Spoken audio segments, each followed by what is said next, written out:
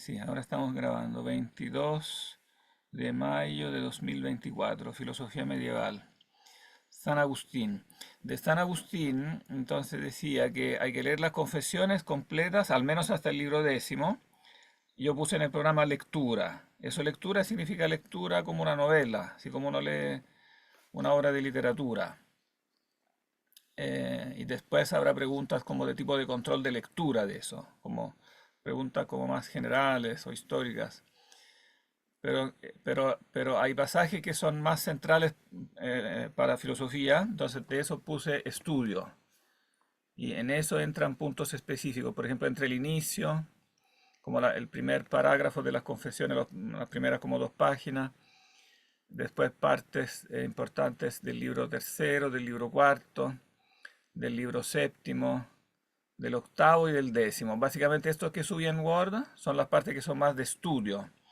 Estudio significa que hay que sabérselo bien esa parte, o sea, hay que saber bien como los temas filosóficos y la línea de argumento, ¿no? O sea, lo que sostiene, por qué lo sostiene, porque él da digamos, la fundamentación de todo. Entonces, esa parte hay que estudiarlas a fondo. Bueno, lo mismo vale para la ciudad de Dios. Está en PDF y después puse algunas páginas, libros. Libros corresponde a lo que hoy en día llamamos capítulos, ¿no? La división de las obras antiguas se hacía en libros tradicionalmente, porque el libro indicaba en el fondo el rollo de papiro. Entonces cada rollo correspondía a una parte de la obra, ¿no? Entonces corresponden a lo que nosotros, como tamaño, corresponde a lo que nosotros llamamos capítulos. Son capítulos, no son tan largos. Son como generalmente un libro de la Ciudad de Dios o de las confesiones son como 12 páginas, 15 por ahí. Entonces no es tanto en extensión, pero sí es bien denso. Esos textos son bien densos. Bien. Bueno, digamos algo muy en breve de San Agustín como introducción y después pasamos a leer ya un poquito el texto. Bueno, con Agustín vamos a dar un salto cronológico, ¿no? Nos saltamos del siglo segundo. ¿A qué siglo? ¿En qué siglo estamos con Agustín? Quinto. Cuarto. Siglo quinto. Cuarto. Entre cuarto y quinto, sí. O sea, nació en el siglo cuarto y murió en el quinto. Nació el año 354 y murió el año 431. Entonces vivió bastante. Em, Siglo cuarto, bueno, significa también algo, o sea, pasa algo en este siglo que es bien importante para la historia del cristianismo. El siglo cuarto es un siglo bien importante. ¿Por qué? ¿Qué pasa en el siglo cuarto? Creo que algo lo anticipamos en alguna clase. Se legaliza el cristianismo. Claro, es el siglo en que sí, pasan varias cosas importantes. Una de ellas es que el cristianismo pasa a ser una religión oficialmente tolerada bajo Constantino, bajo el emperador Constantino. Entonces se habla también de la época constantiniana. Constantino llega al poder en el Imperio Romano. Bueno, el Imperio Romano en los primeros siglos, los que nosotros estudiamos hasta ahora, hasta el siglo segundo, había estado en paz, ¿no? O sea, entre Augusto, la época de Cristo, básicamente, y el año 200, más o menos, el Imperio Romano estuvo bastante en paz. Tuvo guerras en las fronteras, pero digamos, internamente fue una época de paz, ¿no? En cambio, a partir del año 200 empieza una serie de como inestabilidades internas. Como que el sistema político ya no funciona. La arquitectura política que había inventado Augusto al comienzo de nuestra era, de la era cristiana, ya empieza a no funcionar. Entonces, digamos, hay un problema que nosotros ya diríamos constitucional. La constitución del Estado ya funciona poco, el poder del Estado, del emperador es débil. Durante todo el siglo tercero prácticamente se suceden una serie de golpes de Estado. O sea, los emperadores casi todos terminan asesinados, la gran mayoría. No duran más de 2, 3 años, muchas veces no alcanzan a durar ni 6 meses. Entonces el poder, incluso hay partes enteras del imperio que amenazan con desprenderse, o sea, el imperio amenaza con desintegrarse. Y bueno, finalmente esta época termina con Diocleciano, en torno al año 300, que será un emperador que logrará reorganizar el Estado, dará lugar a una gran reorganización del Estado, Diocleciano. Eh, y bueno, es famoso en la historia cristiana Diocleciano también porque dará origen a la más importante persecución en contra de los cristianos. O sea, llegará a su culminación el proceso como de incompatibilidad entre cristianismo y poder imperial, ¿no? Y bueno, ¿por qué eso? Porque evidentemente por el mismo hecho de que el poder imperial necesita como ser restaurado y a los emperadores de la época, digamos, a los gobernantes de la época no se le ocurre ninguna otra cosa mejor que en el fondo la divinización del emperador. El emperador se insiste cada vez más en un poder divino del emperador, un poder absoluto, un poder que en términos nuestros llamaríamos totalitario, ¿no? O sea, el imperio romano, que había sido un imperio, el imperio romano de los primeros 2 siglos fue un imperio entre comillas, porque si bien se llama imperio, y sí hay un emperador, ¿no? Que era el jefe de las Fuerzas Armadas, que tenía una serie de otros poderes. Sin embargo, formalmente se mantenía en existencia la antigua república. Y eso si bien era algo formal, pero tenía su peso, porque seguían existiendo las instituciones republicanas, el Senado, los cónsules, las asambleas, todo eso seguía existiendo y eso balanceaba como el poder del emperador, ¿no? Pero con Diocleciano eso en el fondo termina, o sea, el Senado sigue existiendo, digamos, con un cierto prestigio, pero el emperador adquiere un poder que nosotros llamaríamos cada vez más centralizado, potencia mucho más la burocracia, la policía, o sea, toda la estructura del Estado pasa a ser más controladora. Y por eso también la persecución de Diocleciano, que empieza en el año 300, será una persecución mucho más totalitaria que las anteriores, que eran más bien persecuciones puntuales, como que duraban un tiempo corto y después terminaban, y no eran tan difusas.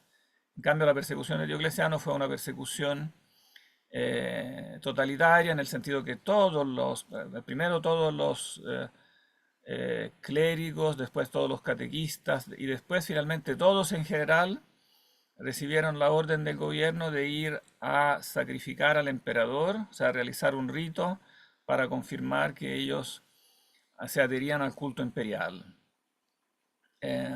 haciendo un sacrificio, poniendo una firma o quemando un granito de incienso, en señal como de adoración al emperador. Y los cristianos, que evidentemente la mayoría, no la mayoría, pero un gran número, digamos, se negaron a eso, fueron ejecutados en masa. O sea, hubo una cantidad de mártires muy relevante. Hasta el día de hoy, un gran número de los santos que todavía están en el calendario cristiano son de esa época, porque se martirizaron personas por miles, fueron miles los mártires. En algunos pueblos de Asia, del Asia romana, enteros pueblos fueron arrasados, porque el pueblo entero era cristiano. Un pueblo, supongamos, de 5.000, 10.000 personas era arrasado por completo, circundado por el ejército y arrasado. Por eso Eusebio de Cesarea, que fue el historiador de la iglesia de esta época, dijo que más que una persecución fue una verdadera guerra. O sea, no fue solo persecución, sino que fue como una guerra armada, pero los cristianos no es que se defendieran con las armas, pero guerra en el sentido que se necesitó el ejército, digamos, para tanta como represión, ¿no? Eh, pero finalmente el resultado de toda esta persecución fue exactamente lo opuesto al que se proponía Diocleciano y sus ministros, porque este evento del martirio de tantos miles de cristianos fue algo tan notorio que finalmente los cristianos adquirieron con eso, o sea, aumentaron mucho su poder de convencimiento, o sea, el convencimiento de que venía como del ejemplo de tantos mártires, finalmente fue decisivo para el triunfo del cristianismo, finalmente. O sea, finalmente el resto de la población al ver esto, evidentemente sacó la conclusión que ahí debía haber algo interesante, digamos, debía haber algo sólido para que tanta gente estuviera dispuesta a sacrificarse por eso, ¿no? Bueno, el propio Constantino fue convencido, bueno, el que llegó al poder después de Diocleciano, después que, bueno, después de una larga y complicada guerra de sucesión, porque después de Diocleciano, Diocleciano se había hecho la ilusión de reorganizar el imperio, como que reorganizó la constitución, dio vida a una nueva constitución que reorganizaba el poder imperial, pero esta reorganización no funcionó para nada y terminó en una guerra entre diferentes pretendientes al imperio que duró varios años y finalmente el que salió vencedor de esta guerra, que no la voy a ni siquiera resumir porque es una cosa complicadísima, fueron varios emperadores que se combatieron. Bueno, finalmente Constantino fue el que triunfó y prácticamente empezó una nueva dinastía. O sea, Constantino y sus descendientes fueron, digamos, la dinastía constantiniana que prácticamente dominó el panorama político durante el siglo IV. Y claro que fue un cambio notable en la historia cristiana porque Constantino dijo que la persecución terminaba. Él mismo quiso hacerse cristiano, aunque se bautizó solamente justo antes de morir, pero se consideraba un converso al cristianismo. Y además empezó a favorecer, o sea, no solo el cristianismo fue religión tolerada, o sea, que estaba permitida, sino que además empezó a favorecerla políticamente. Empezó, por ejemplo, a donar propiedades inmobiliarias para construir iglesias, empezó incluso a pedirle funciones públicas a los obispos, porque en el panorama, en el fondo de disolución del imperio que amenazaba, él se dio cuenta que la iglesia cristiana podía dar estabilidad al Estado. Y entonces, en el fondo, inventó un sistema en que iglesia y Estado podían de algún modo colaborar, ¿no? Y bueno, esta colaboración constantiniana entre iglesia y Estado de algún modo tuvo éxito porque finalmente será por muchos siglos con varias transformaciones, cambios, etcétera, pero esta idea de que el emperador y la iglesia colaboran como dos entidades aliadas, aunque distintas, fue un poco la marca que dominó, digamos, la vida política medieval, ¿no? O sea, lo que sería después la coexistencia en la Edad Media entre imperio e iglesia, ¿no? El emperador y el papado. Que es una cosa específicamente cristiana, ¿no? Porque lo que ocurría en el mundo pagano, en el fondo, era algo bien distinto, porque lo que ocurría en el mundo pagano, ya no solo con los romanos, sino que con todos los pueblos antiguos, eh, digamos, la relación entre la religión y el poder político tendía gradualmente a fundirse cada vez más, porque el poder político tendía como a absorber la autoridad religiosa y a hacerse él mismo como sumo sacerdote. El faraón no era rey, pero era además una especie de dios en tierra, ¿no? Era como el jefe de la casta sacerdotal, etcétera. Era el gran sacerdote. El propio Augusto, ¿no? Después que llegó al poder, uno de los primeros títulos del que se apoderó fue Pontifex Maximus. Él quería ser pontífice máximo, ¿no? O sea, el jefe de la congregación sacerdotal más importante de Roma. Entonces, si bien existía antiguamente como una diferencia entre religión y poder político, pero la tendencia con el desarrollo del poder central, la tendencia era hacia, para usar nuevamente la misma palabra moderna, hacia una centralización totalitaria, que en el fondo todo tenía que estar en las manos del mismo poder. Y en cambio el cristianismo introduce una diferencia en esto, ¿no? Porque si bien en la idea de Constantino Estado e Iglesia deben colaborar, pero sin embargo siguen siendo dos poderes distintos, ¿no? Con naturalezas distintas, jerarquías distintas, ¿no? La elección del Papa es distinta a la del emperador, o sea, son dos jerarquías y dos poderes distintos, uno político y el otro espiritual. Claro, aun cuando Constantino produce una cierta mezcla, porque le da a los obispos también ciertas funciones civiles. Por ejemplo, los jueces, perdón, los obispos también asumen funciones de jueces, al lado de los jueces ordinarios, ¿no? Entonces, por ejemplo, si uno es cristiano, tiene derecho a ser juzgado, si quiere, por el obispo en vez que por el juez ordinario. Claro, esta mezcla de funciones civiles y eclesiásticas después dará lugar a ciertos problemas que serán después problemas crónicos de toda la época medieval, ¿no? Porque evidentemente esa idea de que el obispo tenga funciones civiles introduce como una mezcolanza que finalmente no le hizo bien a ninguna de las dos partes, porque finalmente se contaminaban dos cosas que era mucho mejor mantener distintas, ¿no? Pero sí se mantiene siempre en toda la Edad Media esta como en el fondo distinción, ¿no? Del poder religioso, del poder civil. Cuando a veces se habla, a veces en los libros de historia se le atribuye erróneamente como esta fusión completa entre poder religioso y poder civil, como si fuera una característica de la Edad Media. Eso es falso. Eso más bien fue una deformación de la Edad Moderna. Es en la Edad Moderna cuando se produjo de nuevo una fusión. O sea, aun cuando nominalmente la iglesia de la Edad Moderna siguió siendo una iglesia con su propia jerarquía, pero el desarrollo político en la Europa moderna, o sea, después del siglo XVI, iba hacia la monarquía absoluta, que no existía en la Edad Media. La monarquía en la Edad absoluta no, la monarquía en la Edad Media no era absoluta. Era una monarquía constitucional con muchos resguardos, con muchos equilibrios. Pero en la Europa moderna la monarquía, sobre todo en los países del centro de Europa, sobre todo en Francia, después también en España, se produce esta idea de que el rey es como todo, o sea, que el poder es extremadamente centralizado, ¿no? Y eso termina también atrayendo a la iglesia como en este poder absoluto. Y la iglesia pasa, sobre todo en Francia, que es como el país paradigmático, digamos, más poderoso en Europa, pero después se producirá lo mismo en Rusia, ¿no? En otros países, la iglesia pasa a estar completamente absorbida por la monarquía, ¿no? Digamos, los obispos de un determinado país, en el fondo ya no le obedecen realmente al Papa, sino que le obedecen más bien al rey, ¿no? O sea, se produce una absolutización de la monarquía. Y contra eso después reaccionará evidentemente la Revolución Francesa, ¿no?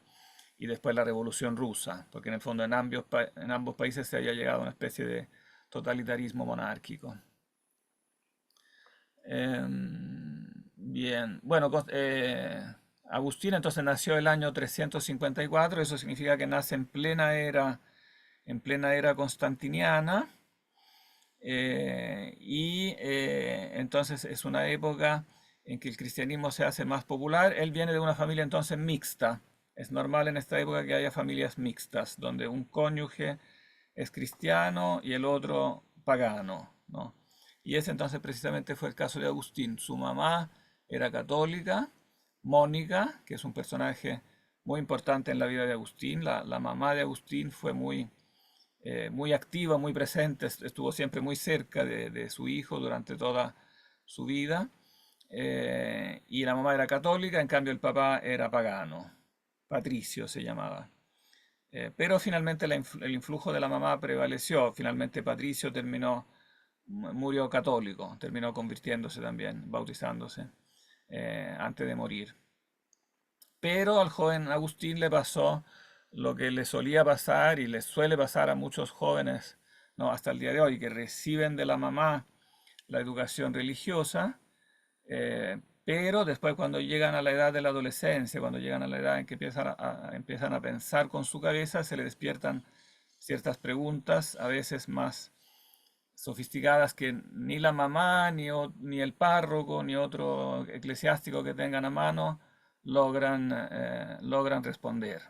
Empiezan a hacer preguntas que finalmente no reciben respuesta y eso hace que terminen abandonando muchas veces la fe. Eso fue precisamente lo que le pasó a Agustín. Él lo relata, no en las Confesiones, sino que en otra obra. Se llama esta obra. Voy a anotar algunas obras claves de Agustín sobre este tema. Esta se llama De Utilitate Credendi. ¿Dónde está el chat acá? Aquí cambia, que de pronto cambian aquí el sistema y no se entiende nada. Notas, salas. No. Pizarra. Nueva pizarra, a ver. En la pizarra uno puede escribir cosas, a ver.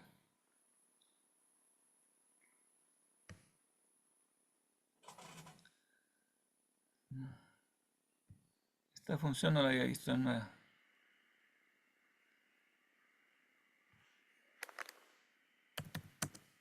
¿Se lee?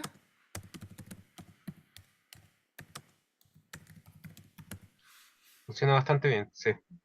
De utilitate credendi. ¿Quién quiere traducir al castellano?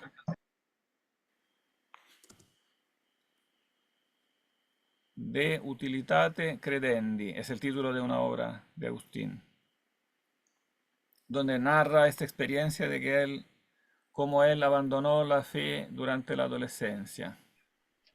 Se traduce por sobre la utilidad de las creencias. Claro, sobre la utilidad del creer.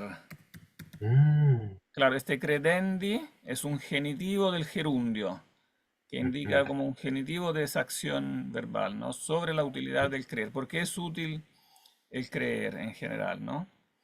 Y claro, ahí él relata que le surgieron ciertas preguntas, fue a preguntarle a la mamá, al párroco, etcétera.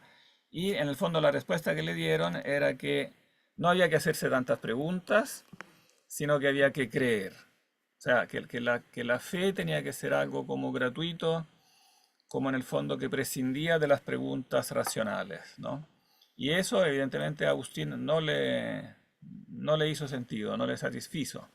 Y por eso, bueno, un capítulo importante de su reflexión madura después como filósofo será precisamente eso, el mostrar que no se pueden liquidar como las preguntas racionales con la excusa de que hay que tener fe.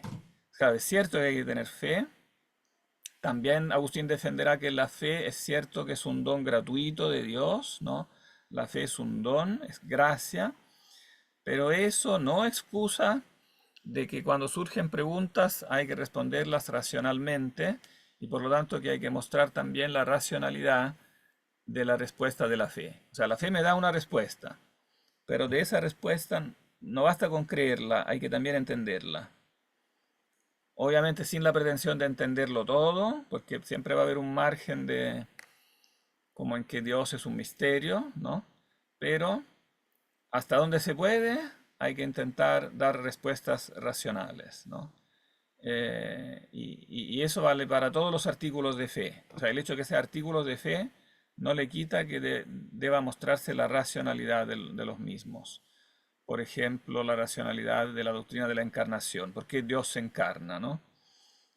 ¿Por qué Dios es Trinidad, no? Todo eso son artículos de fe, pero hay que esforzarse por mostrar que eso también en cierta forma, en cierta medida, hasta cierto punto, es comprensible a la razón y hay que dar, por lo tanto, razones filosóficas para sostener esas doctrinas, ¿no? De manera que, por eso, digamos, en Agustín se fortalece todavía mucho más lo que había sido ya lo que había dicho Justino, ¿no? O sea, el hecho de formar algo como un pensamiento filosófico cristiano, que evidentemente parte de preguntas que de por sí son preguntas de la fe, eh, pero que, em, pero que después se transforman en filosofía en el momento que estas respuestas que vienen de la fe se trata de también justificarlas racionalmente, ¿no?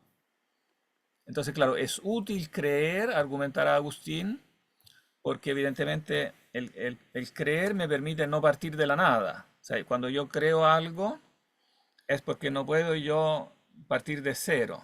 Entonces, es útil creerle a alguien en general, ¿no? Agustín muestra que eso vale en el fondo para todas las ciencias. Cuando nosotros aprendemos una ciencia, siempre partimos creyéndole a alguien, porque si no tendríamos que, cada ciencia, cada vez que empezamos a estudiar una ciencia, tendríamos que inventarla de cero. Y entonces la humanidad estaría siempre al mismo punto, porque si cada vez que yo empiezo a estudiar algo, si empiezo a estudiar física, medicina, digo que no le creo a nadie, sino que quiero entenderlo todo yo solo, entonces obviamente no llegaré muy lejos, porque si cada vez tenemos que empezar del principio, entonces estaríamos siempre más o menos al mismo punto. Entonces dice, en toda ciencia hay que partir por creerle a alguien. Pero una vez que yo le creo a alguien, después tengo que también averiguar eso en la medida de lo posible. O sea, pensar sobre esas respuestas que se me dan y ver si efectivamente son razonables, ¿no? ¿Cuál es su nivel de credibilidad? Un poquito que aquí se abrió la puerta, ¿no?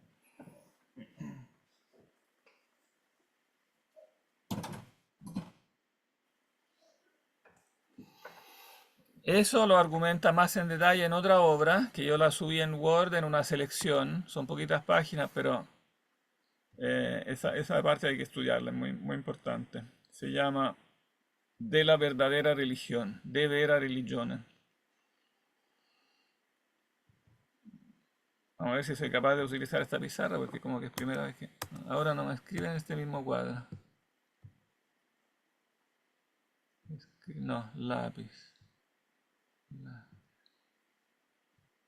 Ah, ahora estoy escribiendo con lápiz. No, no quiero escribir con lápiz. Texto. De vera religione. Donde precisamente hace esta diferencia entre estas dos como fuentes principales del conocimiento, o sea, la autoridad, autoritas, y la razón, la ratio, ¿no? Donde explica más en detalle este mismo concepto, o sea, por qué primero necesitamos una autoridad, no autoridad en el sentido político, ¿eh? Estamos hablando de autoridad en sentido de conocimiento, o sea, creerle, como autoridad en el sentido de creerle a alguien porque tiene en el fondo credibilidad por algún motivo. O sea, elegimos creerle a alguien que, ¿cómo se podría decir? Que es creíble por motivos extrínsecos. ¿Qué quiero decir con eso, con motivos extrínsecos? Que no le creo porque entiendo lo que me está diciendo de antemano, sino que le creo porque en el fondo hay motivos externos de esa persona que me inducen a creerle. Por ejemplo, tiene un diploma en la pared que dice que es doctor. Entonces, si yo y está en una institución, por ejemplo, está en una clínica conocida o está en la Universidad de Chile, entonces voy al doctor y le creo porque está en la Universidad de Chile, porque hay una credibilidad como externa, institucional, no porque yo entienda de medicina. Entonces, le creo a alguien porque hay motivos, porque hay una institución, hay motivos externos que me garantizan que este no es un charlatán. Podría serlo, ¿eh? Pero, pero yo en el fondo me fío en base a algo externo, ¿no? Eh,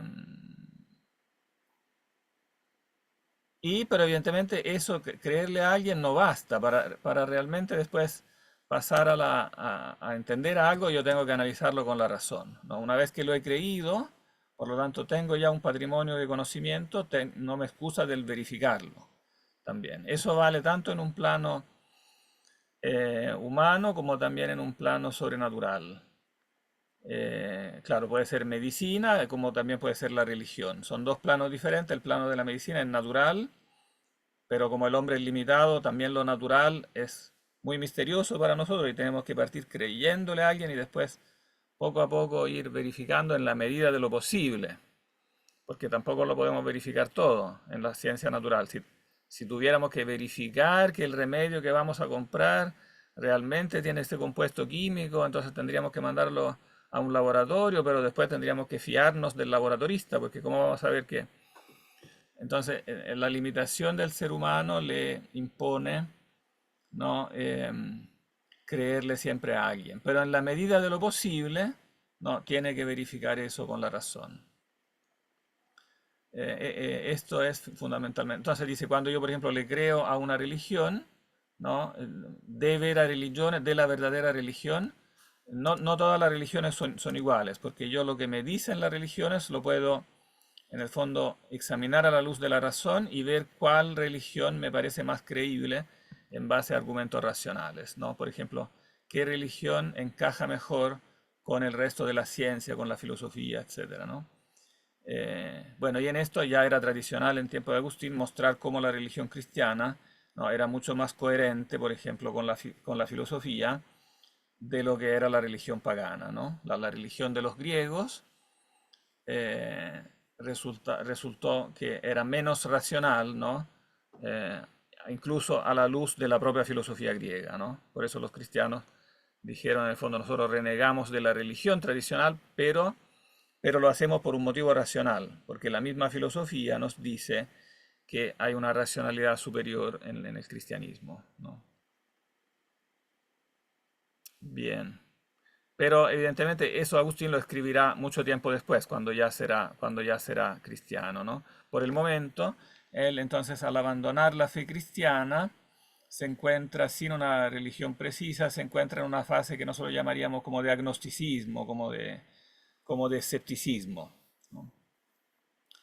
Y bueno, él sigue en su vida, como en su carrera, después de la enseñanza que nosotros llamaríamos como enseñanza media, se dedica a los estudios más específicos de retórica.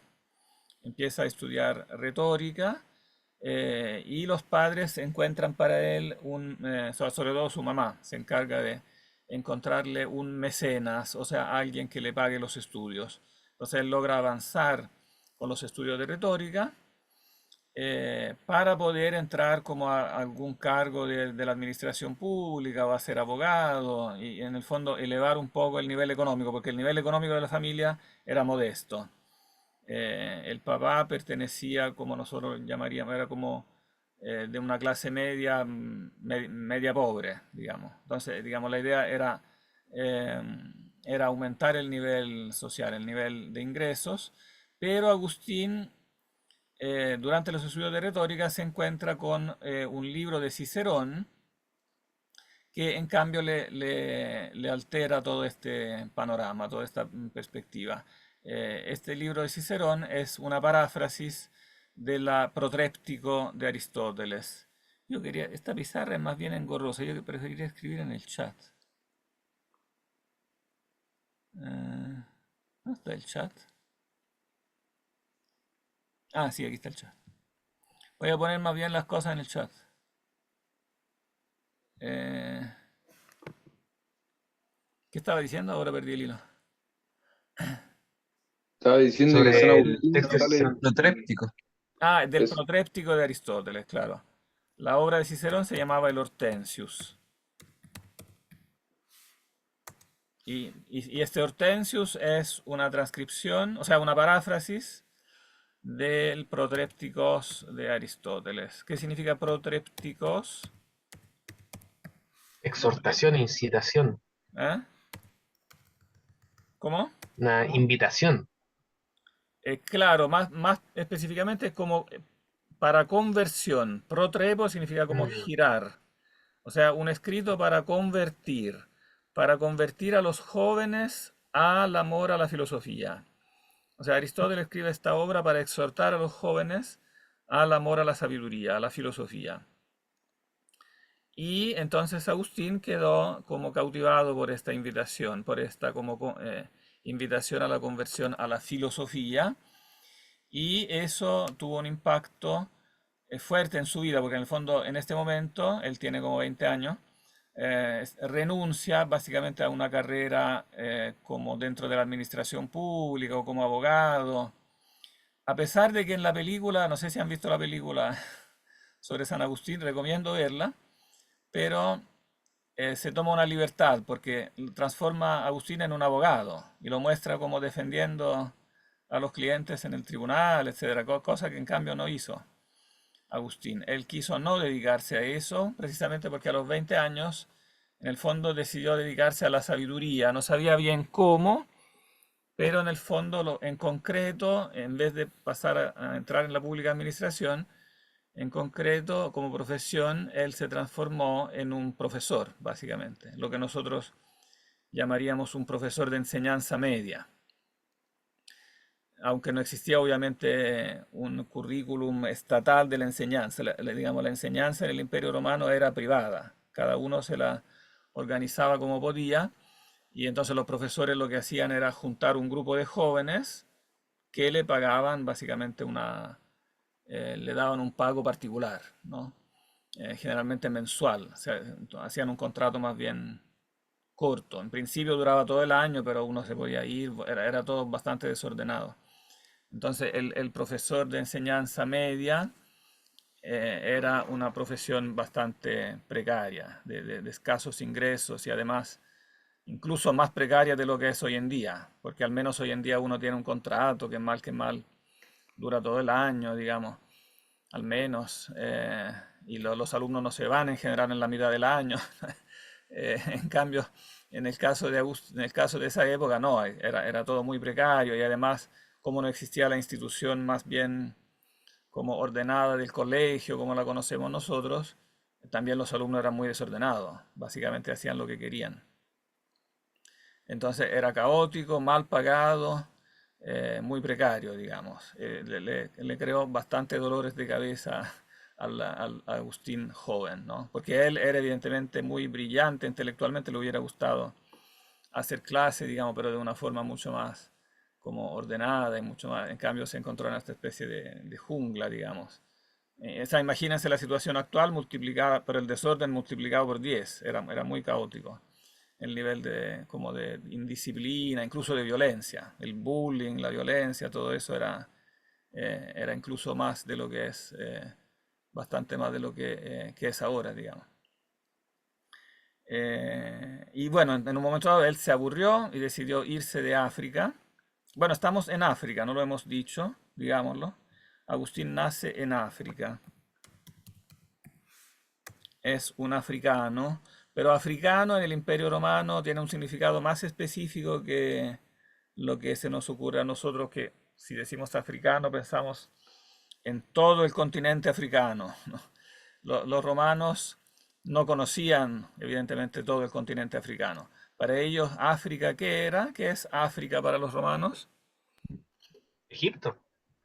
No, El no es norte de África. Egipto, porque Egipto se llamaba Egipto, claro, y Mm. era la provincia romana de Egipto, que era un poco más grande del Egipto actual porque ocupaba también una parte de lo que ahora sería Libia, la Cirenaica. Eh, en cambio, África, la provincia de África, coincidía con... Se limitaba solamente al norte de África hasta antes del Sahara, ¿no? Sin pasar el Claro, Sahara. pero era el norte de la parte central, ¿no? Porque Mm, el norte, pero oriente, es Egipto. ujú. O sea, era el antiguo reino griego de Egipto, ¿no? El reino de Cleopatra. En cambio, África era el antiguo imperio cartaginés, ¿no? Los romanos llamaban África el territorio de Cartago. Entonces era la provincia romana, bueno, que hoy prácticamente corresponde a Tunisia, y una parte de Libia y una parte también de Marruecos al poniente, cuya capital había vuelto a ser Cartago, porque la antigua Cartago había sido arrasada por los romanos, ¿no? En el año 150 a.C. había sido destruida completamente. Pero después, con el tiempo, había sido reconstruida como una nueva ciudad romana. Ya no era Cartago con los antiguos habitantes. Sí, obviamente siguieron existiendo, obviamente, los descendientes de los cartagineses, los indígenas, por decirlo así. Indígenas entre comillas, porque ellos también eran migrantes que habían llegado a Cartago del Líbano, ¿no? Los púnicos, los habitantes antiguos de Cartago. Existían todavía se hablaba púnico en los tiempos de San Agustín. Agustín habla, también está obligado también a aprender un poco del púnico, porque era lo que se sigue hablando muchas veces en el campo.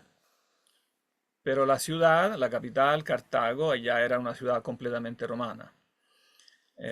Y era una ciudad también fuertemente cristianizada. O sea, el África del tiempo de Agustín es una de las provincias más fuertemente cristianizadas del imperio, particularmente una de las más cristianizadas del mundo romano, del mundo latino, de idioma latino, ¿no?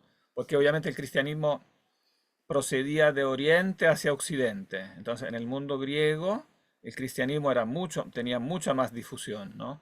Y en occidente se estaba expandiendo, pero es posterior, digamos, la expansión del cristianismo en occidente. Y África fue uno de los lugares más tempranamente cristianizados, donde el cristianismo era más fuerte. Y de hecho se habla en la antigüedad de una corriente del cristianismo africano.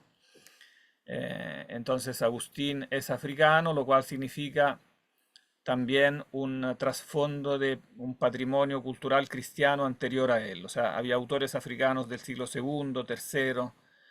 Todos estos autores es bueno que los lean en Gilson. Voy a mencionar los principales.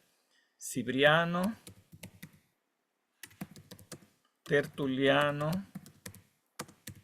Lactancio. Esos son los tres más famosos. Cipriano, estamos en el siglo tercero, Tertuliano también, Lactancio ya entrando al siglo cuarto. Entonces había ya un patrimonio, antes de Agustín, de literatura latina, cristiana, africana. Y eran básicamente los únicos autores latinos cristianos, porque todos los demás eran griegos. Entonces había, en ese sentido, importante decir que era africano. Pero bueno, en este momento él se aburrió y se fue a Roma, porque le habían dicho que en Roma, digamos, la disciplina como de los profesores en las clases era un poquito mejor. Entonces le recomendaron trasladarse a Roma. Pero por esta época hay que mencionar que él ya había entrado a la secta maniquea. O sea, él había tenido esta conversión a la sabiduría en un plano filosófico, pero había quedado vacío el aspecto religioso, no tenía una religión. Y bueno, lo que le atrae en este momento es la secta maniquea, y por eso se hace maniqueo, y eso tendrá una importancia fundamental para su vida, porque él será maniqueo durante 9 años de su vida. Entonces, desde los 19, básicamente, que es cuando lee los Tencius, hasta los 27, 28 por ahí. 9 años fue parte de la secta maniquea y eso influyó en su pensamiento y después será fundamental en la reflexión que lo llevará después a reconvertirse al cristianismo, cuando se dará cuenta que el maniqueísmo tiene aspectos filosóficos que precisamente no funcionan. ¿Qué es el maniqueísmo? Seguramente alguien sabe. Era la ¿Es herejía una que decía que religión? habían dos principios del universo. Claro, es una filosofía o religión, ambas cosas puede decirse, que es básicamente una doctrina de los dos principios. Claro, ¿cuáles son estos dos principios? El bien y el mal. El bien y el mal. Claro, el bien y el mal, la luz y la tiniebla. Por eso una doctrina radicalmente dualista. Nosotros, recuerden que vamos a aplicar esta palabra en un sentido estricto. Vamos a llamar dualista una doctrina que habla de dos principios. No cualquier cosa que sean dos es dualista. No, para que sea dualista en el sentido estricto filosófico tiene que haber dos principios.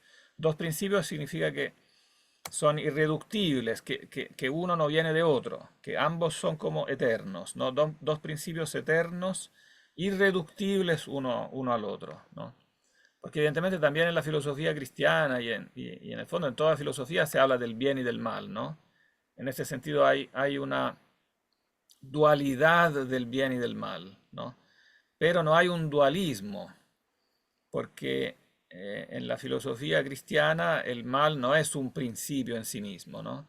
Y precisamente la aclaración de este punto será lo que finalmente llevará a Agustín después a la conversión, el darse cuenta que es absurdo, ¿no? Hablar de dos principios como igualmente coexistentes y eternos.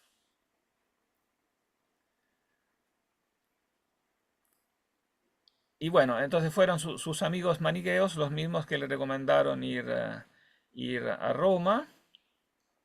Sin embargo, la experiencia en Roma también fue decepcionante, porque en Roma la disciplina sí era mejor, los alumnos se portaban mejor, pero eran también más estafadores. O sea, frecuentemente ocurría que iban un cierto tiempo y después justo en el momento que había que pagar al profesor, se escapaban.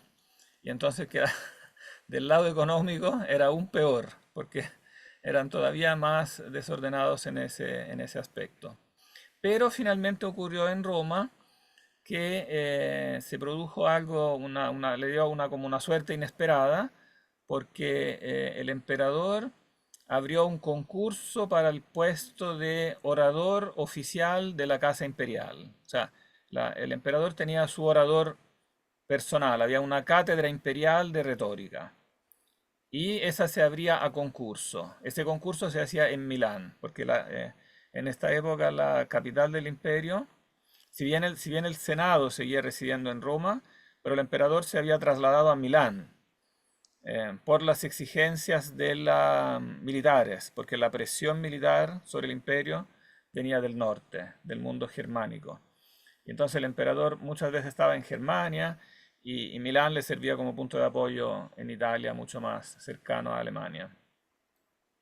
Y entonces la cátedra también estaba en Milán, el concurso se hizo en Milán, Agustín participó y ganó este concurso, ¿no? De manera que al ganar este concurso, él repentinamente subió de estatus social, porque de ser un profesor como digamos de enseñanza media, en este sentido distinto del moderno, eh, precario en todos los sentidos, de pronto pasó a ser un personaje prácticamente casi cercano a la misma corte imperial, o sea, prácticamente un funcionario con un sueldo altísimo, con unos privilegios, prácticamente entró de un día para otro, se puede decir que casi entró a ser parte de la nobleza, porque digamos, la diferenciación de clases sociales en el imperio se había ido profundizando cada vez más. O sea, había una nobleza que tenía una serie de privilegios que la diferenciaba radicalmente del resto de las clases sociales.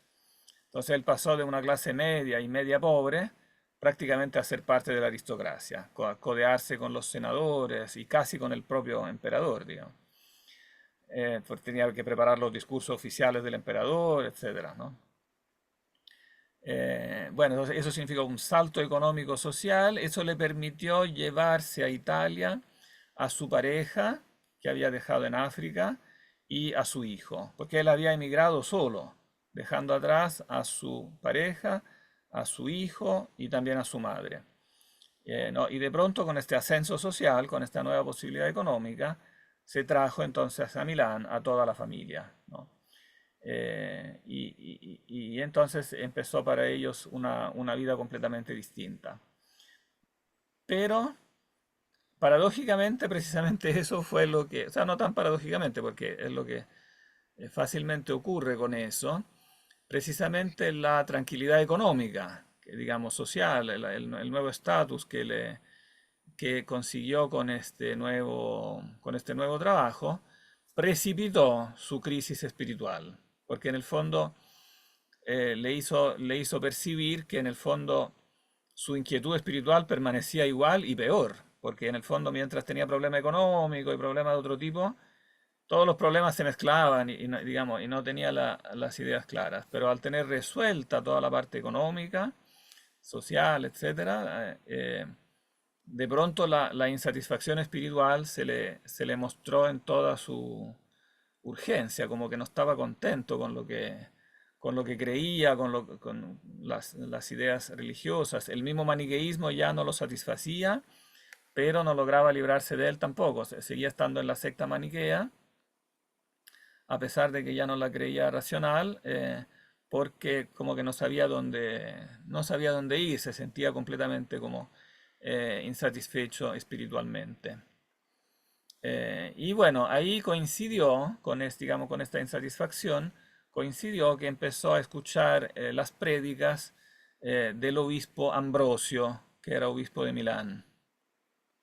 Ambrosio de Milán.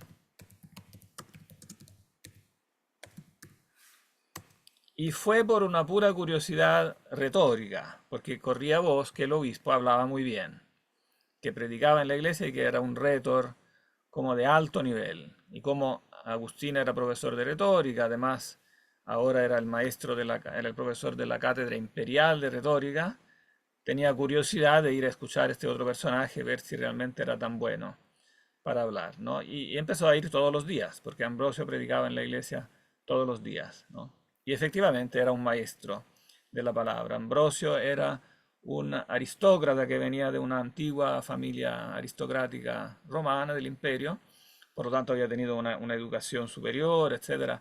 Además, había recubierto cargos políticos importantes. Antes de ser elegido obispo, había sido gobernador, había sido prefecto, había tenido muchos cargos políticos, entonces sabía gobernar, sabía hablar, o sea, tenía todos los instrumentos de una persona como muy altamente educada. Y entonces eso empezó a cautivar a Agustín. Este señor hablaba bien, ¿no? Y entonces relata en las confesiones, bueno, poco a poco, junto con la belleza de su discurso, me empezó a entrar también el contenido, que lo que decía, ¿no? Y se empezaron a disipar muchas dudas y muchas cosas, o sea, muchas de esas preguntas que él se hacía de joven, ¿no? Y que nadie le había podido contestar, porque Ambrosio las presentaba evidentemente en otro nivel intelectual, con otras respuestas filosóficas. Hay que pensar que Ambrosio, como buena persona culta, conocía perfectamente el griego, leía y escribía perfectamente el griego. Y eso significaba entonces familiaridad con todos los mejores autores, ¿no? de la griegos, tanto paganos, o sea, los filósofos paganos, Platón, etcétera, y sobre todo los cristianos, o sea, los autores de del Oriente cristiano, por ejemplo, Orígenes, por ejemplo, Gregorio Nacianceno, en el siglo IV, después de Orígenes, también hubo un gran florecimiento como de autores cristianos de habla griega que habían conformado toda una literatura que para los latinos ya no era accesible porque la mayoría de los latinos ya no aprendía griego. Agustín no aprendió griego de joven, pero Ambrosio sí, porque como buen miembro de la aristocracia, él seguía las tradiciones de aprender perfectamente el griego. Entonces dominaba, por ejemplo, la exégesis bíblica, la forma de interpretar la Biblia, pero con la ayuda de los instrumentos filosóficos racionales. Entonces, una lectura de la Biblia que no era simplemente una lectura literal, ingenua, entonces que resolvía muchas de las preguntas filosóficas que Agustín se hacía, ¿no? Y por lo tanto también le permitía responder a muchas de las preguntas engañosas que hacían los maniqueos sobre la Biblia. Que los maniqueos criticaban muchas de las cosas que, digamos, bíblicas en base a una interpretación literal, ¿no? Interpretación literal de la Biblia. Que evidentemente son cosas que si uno se queda en la letra, producen un problema, ¿no? Uno dice, ¿cómo va a ser racional esto, ¿no?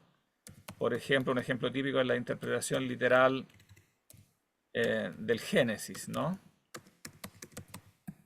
Profe, ¿Sí? en ese tiempo ya había una Biblia como con un canon seleccionado. Ah, claro, ese es otro punto importante. Claro, en estos siglos, sí, se completa la formación del canon, ¿no? Nosotros tenemos ya un canon formado ya al año 170. Ese se llama el canon de Muratori.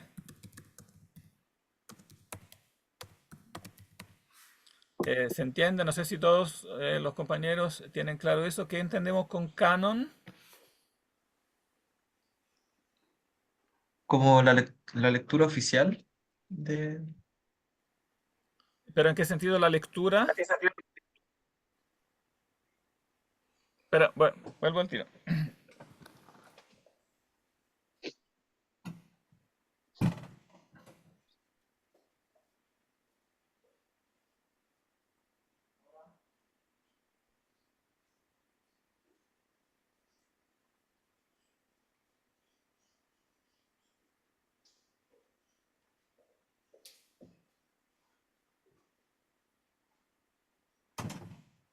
¿No?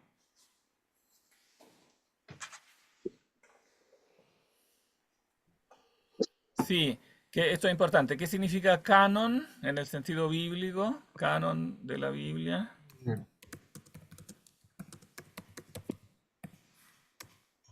como regla, las Es la, reglas. es la regla de, ¿pero regla de qué?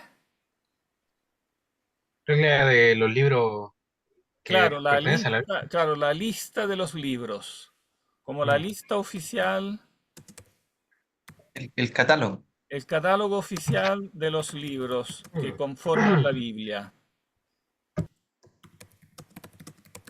De hecho, la palabra misma Biblia es un plural, ¿no? Significa los libros. Pero ¿quién me dice cuáles son los libros de la Biblia? O sea, tiene que haber, digamos, una autoridad que te dice cuáles libros entran, ¿no? En la Biblia. Y esta autoridad, evidentemente, solo puede ser la autoridad de la iglesia. O sea, es la iglesia como comunidad que dice cuáles son los libros de la Biblia, ¿no? Bueno, ahí después entrará toda la controversia. Siempre hubo controversia sobre el canon, ¿no? Pero en el fondo es un punto clave para entender precisamente la necesidad de ese elemento clave de la doctrina cristiana, que es el tema de la tradición. O sea, tiene que haber una tradición que me entrega. Tradición significa entregar, ¿no? Tiene que haber una tradición de alguien que me entrega informaciones básicas sobre la iglesia misma, partiendo por la lista de los libros que conforman la Biblia. Porque si no, digamos, en la Biblia misma, en los libros bíblicos mismos, no está la lista de los libros bíblicos. Entonces, en ese sentido, la Biblia no es autosuficiente, ¿no? Como después pretenderá, también en la época moderna, pretenderá Lutero, cuando dirá solo la Biblia, ¿no? O sea, dirá sola escritura. Ese será después el lema de Lutero, ¿no? Sola escritura. ¿Qué significa sola escritura? No tradición. Porque los católicos siempre habían dicho escritura y tradición, ¿no? Y Lutero dijo no, no tradición, sola escritura. Pero evidentemente sola escritura tiene un problema, que en la escritura no está la lista de los libros bíblicos. Entonces si yo digo sola escritura, no tengo tampoco la escritura, porque en ninguna parte está indicada la lista de los libros. Tiene que haber una tradición digamos, que me lo entrega. Tengo que creerle a una comunidad, ¿no? Que tiene una cierta autoridad. Y de hecho el propio Lutero creó una comunidad a la cual atribuyó una autoridad para decir cuál era finalmente la lista de los libros. Y entonces tuvo que necesariamente recurrir al concepto de tradición, ¿no? Y de hecho Lutero después armó un nuevo canon en que excluyó ciertos libros. Bueno, ahí él utilizó el método de referirse al canon judío. Como rechazó el canon católico, pero algún canon tenía que adoptar, digamos, se enchufó en la tradición judía y entonces adoptó un canon parecido al judío. Obviamente para el Antiguo Testamento, pues los judíos rechazan el Nuevo Testamento, ¿no? Pero en cuanto al Antiguo Testamento, él hizo un canon que recalcaba el canon judío y por eso del canon luterano faltan los libros escritos en griego, ¿no? Porque Lutero se enchufó en el canon judío, que obviamente excluía los libros griegos por considerarlos externos a la antigua tradición hebrea, ¿no? Sin embargo, obviamente aceptó la mayor parte del Nuevo Testamento que está en griego. Entonces, introdujo una extraña lógica, ¿no? Porque excluyó lo griego del Antiguo Testamento, pero en cuanto al Nuevo era imposible. Entonces, evidentemente el Nuevo Testamento está en griego. Y entonces ahí se limitó con quitar solamente una pequeña parte, la carta de Santiago. ¿Por qué dijimos todo eso ahora? Ah, sí, para decir que en esta época es cuando se forma el canon. Claro, en estos primeros siglos es cuando se forma el canon. Nosotros tenemos un testimonio muy importante que es el canon de Muratori. Estamos en el año 170, o sea, una fecha bastante temprana, considerando que los libros del Nuevo Testamento se escribieron a lo largo de todo el siglo I. Se concluyó la escritura del canon en torno al año 100, de la Biblia del Nuevo Testamento en torno al año 100, con el Evangelio de San Juan, y las cartas de San Juan probablemente son lo último que se escribió del Nuevo Testamento en torno al 100, y al 170 ya tenemos este documento romano que nos da la lista prácticamente 99% completa. Será en el siglo IV en que se harán como los últimos retoques al canon moratoriano. Entonces, claro, ese fue una de las primeras grandes batallas, evidentemente, porque si bien muchos libros era obvio que tenían que estar, para otros libros no era obvio si tenían que estar o no en el canon. Entonces ahí se produjo una discrepancia, digamos, una batalla bastante fuerte.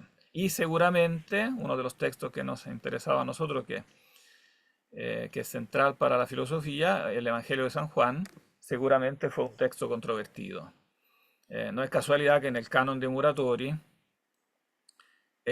cuando se menciona Evangelio según San Juan, después sigue un párrafo completo de justificación. Generalmente los libros se ponen en lista, se dice el título solamente, pero cuando hay controversia, se agrega una explicación, una justificación, ¿no? Y entonces ahí se dice Juan, porque este libro fue escrito por el apóstol Juan, etcétera, etcétera. O sea, se da toda una serie de razones por las cuales hay que incluirlo en el canon, ¿no? Y lo mismo el Apocalipsis, otro texto muy controvertido también fue el Apocalipsis, si había que insertarlo o no en el canon, ¿no? Bueno, de manera que aprovecho de avisar que entonces en base a eso, en base al canon de Muratori, basta citar eso para mostrar que es falso lo que ustedes fácilmente podrían escuchar si abrieran el Discovery Channel y escucharan alguna transmisión moderna sobre eso, porque esas transmisiones suelen decir falsamente, con una falsedad descarada, que el canon lo inventaron en el siglo IV porque lo impuso la autoridad política de Constantino, ¿no? O sea, como que en el fondo Constantino al llegar al poder, ¿no? Habría como reinventado la iglesia y entre las cosas que reinventó o que inventó de cero, habría sido el canon bíblico. Como que él en el siglo IV decidió que entraba o no en la Biblia, ¿no? Eso es totalmente falso, ¿no? Es cierto que hay todavía libros que quedaron en discusión hasta el siglo IV, uno o dos, pero eso no tuvo nada que ver con Constantino. Constantino para nada se metió ni siquiera en eso. Y el 98% del canon tenía ya 2 siglos, por lo menos, de historia. Venía de la mitad del siglo segundo, ¿no? Entonces, en la época inmediatamente de la generación post-apostólica. Eh, Ciertamente que cuando se arma un mito, una reconstrucción falaz, siempre hay cosas de verdad que se prestan para eso. Ciertamente que en cierto aspecto Constantino sí quiso imponer su autoridad en la iglesia en algún aspecto. Incluso convocó el concilio de Nicea, etcétera, ¿no? Pero presidió también el concilio de Nicea, ¿no? Seguramente pesó en su momento la autoridad de Constantino, pero de ahí a decir que él haya inventado, ¿no? Cosas tan básicas como darnos la lista de los libros bíblicos, ¿no? Que excluir ciertos libros por la autoridad política, eso es totalmente un invento, es totalmente falso, ¿no? Eh, Eso generalmente lo sostienen, no es casualidad que sostengan eso, lo sostienen corrientes de carácter gnóstico, que lo que quieren hacer es reivindicar el valor de los escritos apócrifos del Nuevo Testamento. Porque en la época de Justino, digamos, en que nacen los gnósticos cristianos, hubo una fuerte producción de apócrifos del Nuevo Testamento, otros evangelios, otras cartas apostólicas, otros, eh, otros apocalipsis, o sea, salen una producción de textos que tienen el mismo género literario que textos del Nuevo Testamento, por ejemplo, Evangelio de Tomás, Evangelio de Felipe, Apocalipsis de tal, cartas de tal otro, etcétera. Toda esta literatura Acá cito el gnóstica, Evangelio de Judas, profesor, también. ¿cómo? El Evangelio de Judas acá tengo Evangelio de escrito. Judas, claro, que fue también una conversación reciente que se hizo en años relativamente recientes, ¿no? Claro, todos estos escritos que son gnósticos, claramente del todo posteriores a la generación apostólica, son como un siglo posteriores, pero ahora el gnosticismo ha vuelto a estar muy de moda. Entonces, todos estos movimientos gnósticos también modernos pretenden en el fondo hacer creer que estos evangelios apócrifos eran tan válidos como los canónicos y que después Constantino, por un acto de autoridad, habría como excluido a algunos y elegido a otros, ¿no? Y en cambio la historia de los textos como nosotros la conocemos muestra que es clarísimo que los textos canónicos son netamente, demostrablemente más antiguos, ¿no? Y tienen también un carácter literario, teológico, o sea, toda la producción de esos textos es totalmente diferente. Si bien copian formalmente el título, Evangelio de, pero en el fondo los evangelios gnósticos no tienen ningún arraigo en la historia, realmente no aportan nada sobre la historia real del personaje Jesús y así demuestran estar completamente ajenos al ambiente histórico, al ambiente político, no están realmente enraizados en la época de Jesús, son narraciones teológicas posteriores que atribuyen a Jesús una serie de discursos y de ideas gnósticas, pero no tienen nada que ver con los hechos reales de la vida de Jesús. Jesús en los evangelios gnósticos es un personaje ficcional que está desarraigado de su verdadero ambiente histórico. En cambio, en los evangelios canónicos es clarísimo el arraigo del personaje en el ambiente, como en el ambiente histórico real de esa época.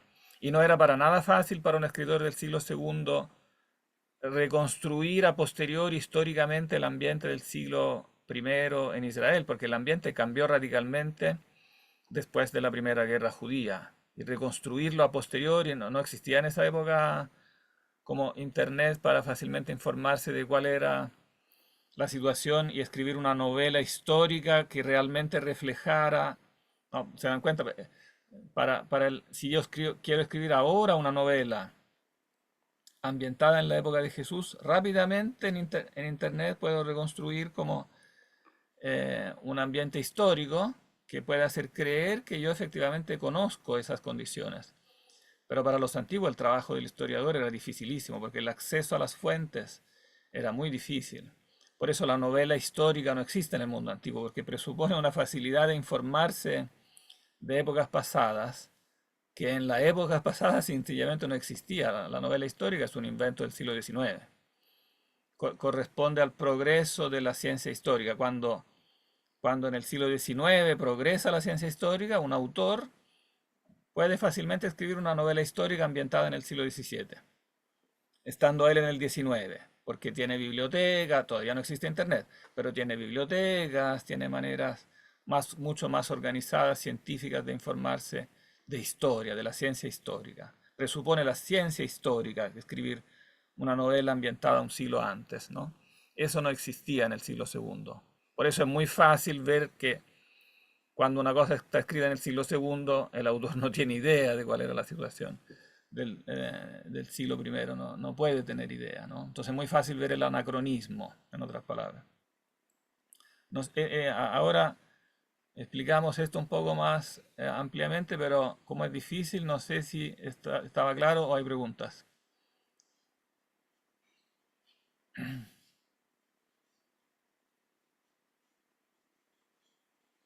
Hicimos como una especie de excursus, porque eso ya trascendía a Agustín, ¿no?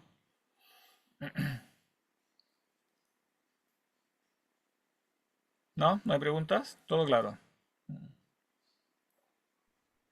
Todo bien, profe. Todo bien. Volvamos entonces a Agustín. Lo habíamos dejado en Milán, escuchando al obispo Ambrosio y pasando de una interpretación ingenua, literal de la Biblia a una interpretación más profunda, ¿no? Una interpretación filosófica. Eso evidentemente fue lo que le hizo hacer el salto para la conversión, entender que mucho en la Biblia no había que entenderlo en sentido literal, sino que en un sentido distinto, sobre todo mucho del Antiguo Testamento. Por ejemplo, la interpretación del Génesis, dijimos en sentido puramente literal, evidentemente era insostenible, ¿no? Y entonces escuchar una explicación filosófica de eso, ¿no? Como que le abrió a Agustín nuevos horizontes. Por ejemplo, para partir de lo más básico, la crítica más frecuente que le hacían los maniqueos a los católicos en cuanto al relato del Génesis era que Dios aparece ahí de una manera antropomorfa, ¿no? Dios aparece en el relato del Génesis paseándose en el jardín del Edén, formando a Adán con el polvo de la tierra, como un artesano forma una estatua del polvo de la tierra, ¿no?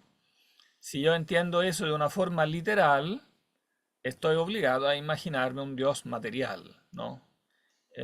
Y eso en la antigüedad era muy común, interpretar a Dios como un ser puramente espiritual es algo que para nosotros es casi obvio porque después de 2000 años de filosofía nos parece obvio, pero no era así para el hombre antiguo. Para el hombre antiguo no era fácil discriminar entre lo material y lo espiritual. Entonces, si uno lee el texto del Génesis con un esquema exclusivamente materialista, dice, entonces los católicos son materialistas, porque ellos creen que Yahvé se paseaba por el jardín del Edén, ¿no? Entonces, Ambrosio se preocupaba de explicar eso, ¿no? Que en el fondo el texto dice una cierta cosa, pero hay que entenderla como si hablara en el fondo en clave, ¿no? Eso es lo que los antiguos llamaban interpretación alegórica, ¿no? O espiritual. Alegórica o espiritual. O sea, la Biblia dice una cosa en un sentido material, pero no significa que haya que entenderlo al pie de la letra. Por ejemplo, dice que Dios tiene un brazo poderoso, pero no significa que hay que imaginarse que Dios tenga un brazo, etcétera, etcétera, ¿no? Entonces, sobre todo, evidentemente, con los instrumentos de la filosofía griega, de la filosofía platónica, Ambrosio, y remontándose a los autores griegos que habían sido sus maestros, sobre todo Orígenes, y la escuela que Orígenes había dejado, entonces punto por punto va explicando alegóricamente o espiritualmente el Antiguo Testamento, ¿no? Y entonces, bueno, Agustín a este punto, en el fondo el punto clave es cuando él abandona, en definitiva con esta escuela platónica, platónico-cristiana, podríamos decir, de Ambrosio, abandona el materialismo maniqueo. Porque, digamos, en el fondo el punto crucial de la doctrina maniquea, de la doctrina de los dos principios, es que estos dos principios se concebían de un modo material, ¿no? Y entonces él muestra, y lo muestra el libro que vamos sobre todo a profundizar, va a ser el libro séptimo, muestra cómo hay que superar, ¿no?, el materialismo maniqueo. Eh, ¿Quién levantó la mano? Xander. ¿Sí? Yo, profesor, esta influencia, me, me pregunto, ¿es platónica o es neoplatónica? Mm, O sea, podríamos decir me que hace sentido más decir que es neoplatónica, ¿no? podríamos decir que ambas cosas, ¿eh? Mm, ¿En qué sentido ambas cosas? Es cierto que entre Justino y Agustín están propiamente los neoplatónicos. O sea, la escuela ujú, neoplatónica, al menos según la clasificación moderna, coincide con Plotino, ¿no? mm, Y Plotino pertenece al siglo III. Entonces es mm, anterior o sea, Plotino es un contemporáneo de Orígenes y es anterior a los grandes escritores cristianos del siglo IV, como son Basilio Magno, Gregorio Nacianceno, Gregorio Niceno. Todos estos autores, al menos en términos básicos, tienen que saber quiénes son leyéndolos ya en el Cobblestone, o en Gilson. Estos cristianos del siglo III o IV mejor en Gilson, tan más ampliamente. Todos esos escritores presuponen, por un lado, el neoplatonismo, porque Plotino es anterior, pero por otro lado hay que tener en cuenta que no son estrictamente hablando neoplatónicos, porque hay que distinguir en el platonismo los elementos como básicos, clave, como los postulados como fundamentales de la doctrina, del desarrollo después sistemático neoplatónico. Ambas cosas están presentes en el cristianismo, pero de diferente modo. Hay ciertos postulados básicos eh, que en el fondo pasan a ser comunes. Y en cambio hay desarrollos sistemáticos que son específicos. Entonces lo que dice Plotino después va a ser distinto de lo que dice un cristiano. O lo que dice Plotino también va a ser distinto de lo que dice otro neoplatónico. Puede haber corrientes diferentes. Pero hay ciertos elementos que son básicos que es más correcto llamarlos platónicos que neoplatónicos, porque precisamente son los que están más directamente en Platón. Entonces es más correcto llamarlo platónico. Entonces cuando, por ejemplo, se dice que existe un mundo sensible y un mundo inteligible, que Platón en el fondo demuestra la existencia del mundo inteligible, eso lo hace Platón. Entonces es un elemento platónico y no específicamente neoplatónico. O sea, es un elemento platónico que sin embargo después pasa a ser parte integrante de la filosofía cristiana, ¿no? Por ejemplo, existen ideas, existen las ideas, ¿no? Más allá de cómo hay que concebirlas exactamente, pero el dato básico de que existen las ideas por sobre el mundo sensible es algo que Platón argumentó y demostró. Por lo tanto, uno puede, digamos, englobarlo en una filosofía sin necesidad de ser neoplatónico. O sea, va a tener ese elemento en común con todos los platónicos, pero no es específicamente neoplatónico, ¿no? Eso confunde porque, claro, ponerle etiqueta, hay que tener cuidado con las etiquetas, porque ¿qué quiero decir con que, por ejemplo, en algunos manuales van a encontrar que Agustín es un platónico cristiano? O sea que hay un platonismo cristiano. Esa fórmula se ha usado. Platonismo cristiano. Voy a escribirla entre comillas. Pero yo le pongo un punto de interrogación. Para alertar, para mostrar que esa fórmula puede llevar a engaño. ¿Qué puede significar platonismo cristiano? Hay un sentido, yo creo, correcto en que se puede tomar, pero yo prefiero no usar esa fórmula porque puede llevar a engaño.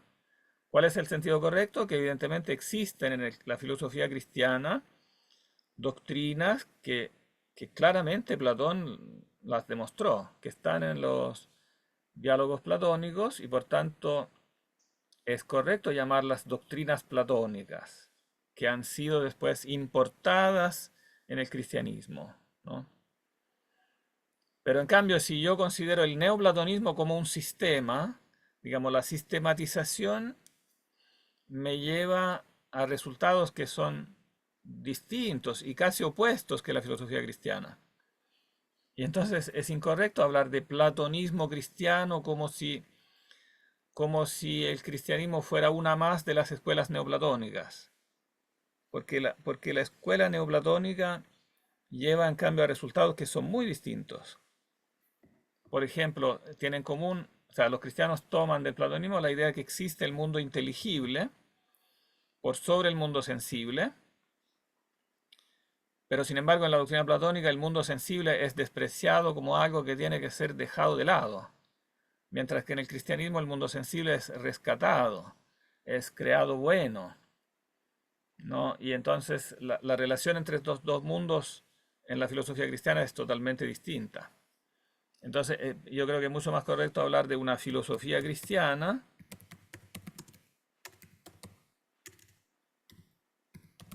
o sea, existe un sistema filosófico cristiano que Agustín es el mayor, en el fondo, del cual Agustín es el mayor artífice. Claro que había tenido antecedentes en Justino, en Orígenes, en los autores griegos, pero finalmente el que arma propiamente una filosofía cristiana por primera vez, digamos, sistemática, coherente, es precisamente Agustín, ¿no?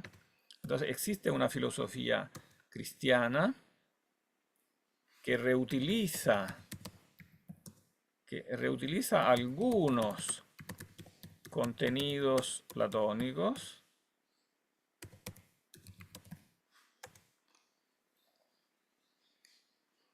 pero corrige algunos elementos tan fundamentalmente o tan fundamentales que el resultado es algo muy diferente. O sea, no es una ramificación dentro del mismo árbol. Es como otro árbol. Aun cuando en ese otro árbol, claro, entran elementos que habían sido descubiertos por Platón, ¿no? No sé si se entiende la diferencia. Por eso yo prefiero no hablar de platonismo cristiano, ni de cristianismo neoplatónico. Si uso esa fórmula, yo creo que se puede usar para pensadores que que no logran aclarar bien la diferencia del cristianismo y por lo tanto mantienen una especie de ambigüedad en algunos puntos clave. Uno de estos ejemplos, un ejemplo de eso es Orígenes. Orígenes utiliza demostraciones platónicas, argumentos platónicos, pero no filtra todo lo que debería filtrar. Entonces termina aceptando elementos que son platónicos, pero que no son compatibles con el cristianismo. Aún habiendo él sido sinceramente cristiano, pero su filosofía no es 100% cristiana. El filtro que él tiene no es perfecto. Él está lejos de ser perfecto. ¿Por qué eso? Es fácil de ver eso. Aquí salta la diferencia entre Orígenes y Agustín. Orígenes nace y crece en Alejandría. Alejandría es la patria del neoplatonismo. Es donde el neoplatonismo estaba en casa. Entonces era muy difícil, aun siendo uno cristiano, era muy difícil despegarse de todos los dogmas que por siglos el platonismo había reivindicado. Es algo un poco parecido a lo que le pasa a Filón, ¿no? Filón, como Orígenes, son alejandrinos. Y eso hace que los dogmas platónicos los tienen metidos como en el ADN, no logran filtrarlos adecuadamente. Pero Agustín es un outsider, viene del mundo latino, de un mundo latino ignorante, que no había tenido, en este sentido la ignorancia le juega a favor, que no había mamado el platonismo con la leche materna. Agustín aprendió el platonismo cuando ya era grande, cuando se convierte del maniqueísmo, o sea, después de los 30, ya era grande. Y eso implicaba que podía verlo desde una distancia crítica. Agustín aprende del platonismo, pero aprende críticamente, ¿no? Siempre mantiene una distancia crítica. Claro, al comienzo, como todo el que aprende, tiende a aceptar algunas cosas no críticamente, pero siempre mantiene una distancia. Entonces después esa distancia le permitirá criticar, filtrar, como mucho más acuciosamente lo que del platonismo no era compatible con el cristianismo, y no solo eso, sino que mostrar que eso que no es compatible no es solo que no coincide con la Biblia, sino que no se justifica racionalmente. Eso es muy importante. O sea, no es que solo diga, Agustín no se conforma con decir, esto no lo aceptamos porque no coincide con la Biblia, sino que le agrega otra cosa. No lo aceptamos porque no coincide con la Biblia y porque yo puedo demostrar que no es racional, ¿no? Por ejemplo, no es necesario suponer la preexistencia del alma, ¿no? Para Orígenes, siendo cristiano, Orígenes acepta la preexistencia de las almas. Agustín dice, bueno, pero eso, uno, no está en la escritura, y dos, la doctrina filosófica que lo sostiene no es prueba suficiente. Esa observación que se usa para demostrar la preexistencia del alma se puede reducir a algo mucho más sencillo, económico, que no implica la preexistencia del alma. ¿Por qué en Platón? ¿Cuál era el argumento en Platón? Y digo esto y terminado porque ya son las 2. ¿Cuál era el argumento en Platón que sostenía la doctrina de la preexistencia del alma? ¿Por qué el alma es preexistente? Porque era inmortal. No, eso es más bien una consecuencia. Por la reminiscencia. Por la Por reminiscencia. ¿Y qué es la reminiscencia? recordar el conocimiento. Pero explícalo bien para que se entienda, porque porque si tú dices recordar en general no se entiende. ¿Recordar qué? O sea, Como lo, qué implica el recordar platónico? como tiene que ver con la reencarnación. Pero esa es una consecuencia. Era Acuérdate que que nosotros acuérdate que la base es teníamos, la doctrina gnoseológica. era como que nosotros teníamos las respuestas en la cabeza y solo teníamos que recordarlas a través de ejercicios como mayéuticos. Claro, porque hay cosas en nuestro conocimiento, es un análisis de la doctrina del conocimiento.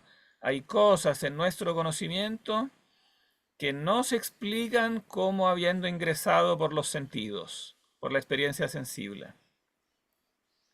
O sea, el conocimiento tiene en sí algo en su naturaleza que es inmutable, necesario, simple, que tiene características que no están en la naturaleza física. Y por tanto tenemos que haberlo visto de antemano en otra dimensión. Por eso el alma es preexistente. Y por el mismo motivo es inmortal, porque tiene parentesco con estas realidades eternas, ¿no? Agustín dirá, muy bien, todo esto es verdad, pero yo puedo decir otro tanto sin recurrir a la preexistencia. ¿Cómo lo hago?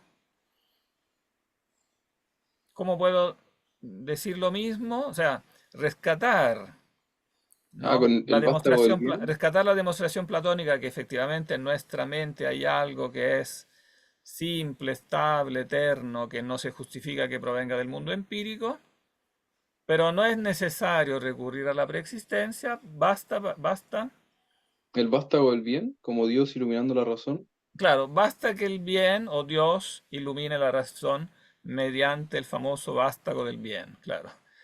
O sea, en otras palabras, basta con que haya una luz de la razón que Dios proyecta en el alma, que es una emanación del mismo, un vástago del mismo, la luz de la razón que ilumina a todo hombre que viene a este mundo, como dice el prólogo de San Juan, verso 9, ¿no?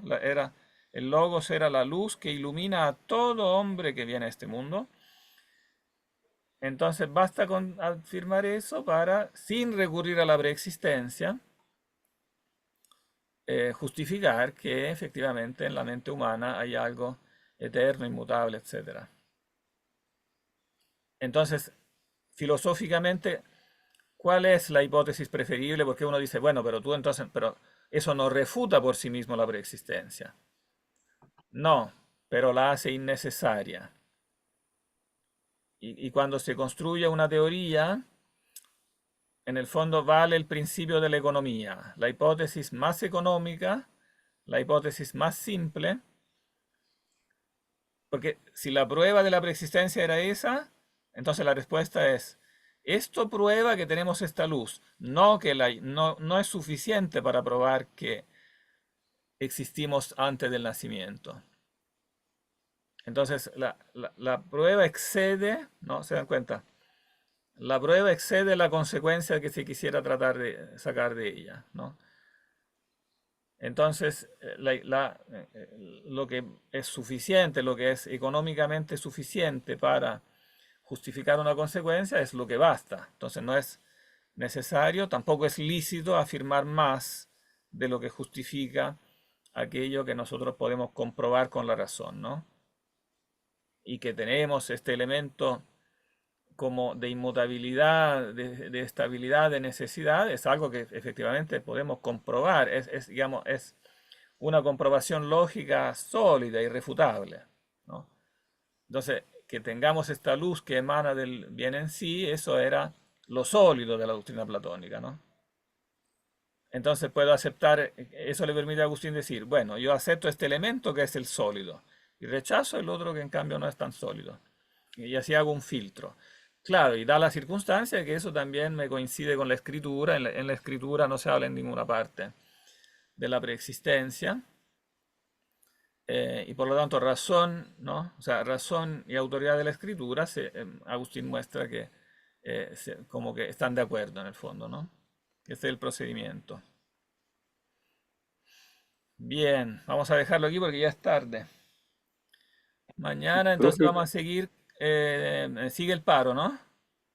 sí, Ya, perfecto. Coincide con la lluvia, así que nos conviene. Ahí. Ahí. Así que nos vemos aquí mismo mañana entonces. claro. Nos vemos Sí, mañana, profe. sí, es ideal que vayan avanzando en la lectura del texto, que no dejen para el último momento la lectura del texto porque requiere su meditación. Es un texto bien interesante, bien denso. Profesor, ¿Sí? Del texto me algunas refiero a las preguntas. confesiones, ¿eh? Me refiero a las confesiones.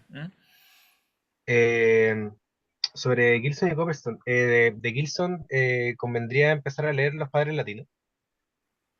Sí, Por es bueno lo leer los correcto. padres como del siglo tercero y cuarto, Y de Copperstone, latinos y después los griegos, sí.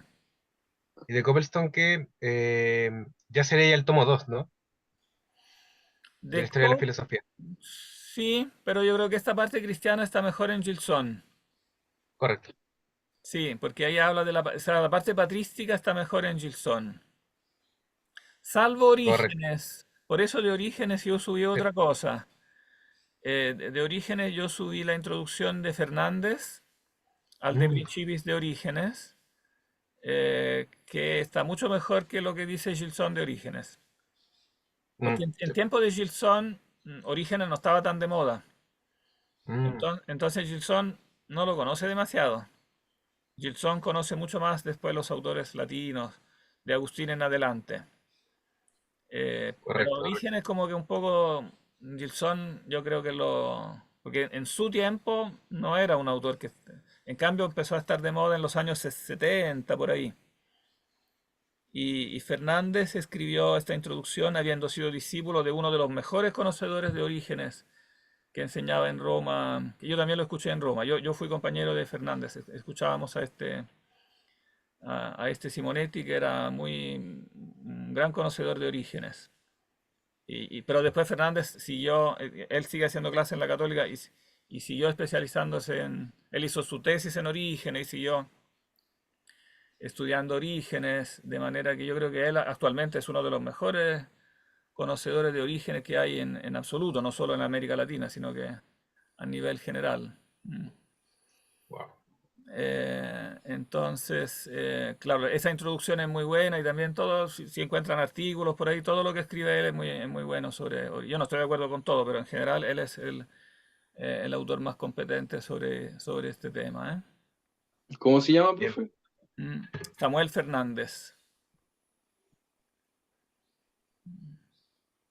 Así que, bueno, y él editó esa edición del De Principiis, esa que yo... espera un poquito.